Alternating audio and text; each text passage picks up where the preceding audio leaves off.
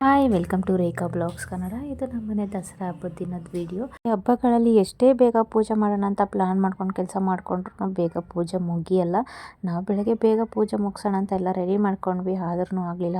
ಪೂಜೆ ಸ್ಟಾರ್ಟ್ ಮಾಡೋದಕ್ಕೇನೆ 10:30 ಆಗೋಯ್ತು. ಪೂಜೆ ಎಲ್ಲ ಮುಗಿಸು ಈ ಗಾಡಿ ಎಲ್ಲ ಒಳಗಡೆ ನಿಲ್ಲಿಸೋ ಅಷ್ಟೊತ್ತಿಗೆ 12 ಗಂಟೆ ಆಗೋಯ್ತು.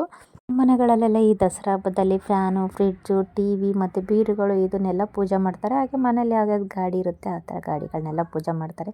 ನಾವು ಕೂಡ ಅದೇ ಥರ ಎಲ್ಲ ಪೂಜೆ ಮುಗಿಸ್ಕೊಂಡ್ವಿ.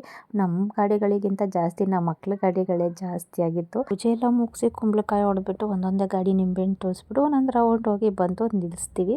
ಹಾಗೆ ನಾವು ಎವ್ರಿ ದಸರಾದಲ್ಲಿ ಹಬ್ಬದ ದಿನ ಊರಿಗೆ ಹೋಗ್ತೀವಿ. ಸೊ ಹಾಗಾಗಿ ಸಿಂಪಲಾಗಿ ಪೂಜೆ ಮುಗಿಸ್ಬಿಟ್ಟು ನಾವು ಅವತ್ತೇ ಊರಿಗೆ ಹೊಡ್ತೀವಿ ಹಬ್ಬಕ್ಕೆ ಅಂತ ಅಂದ್ಬಿಟ್ಟು. ನನ್ನ ಮಗನ ಕಾರು ನಿಂಬೆಹಣ್ಣು ಮೇಲೆ ಹತ್ತುತ್ತಾ ಇಲ್ಲ, ಅವ್ನು ಬಿಡ್ತಾ ಇಲ್ಲ.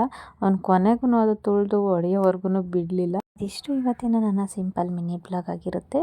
Thank you.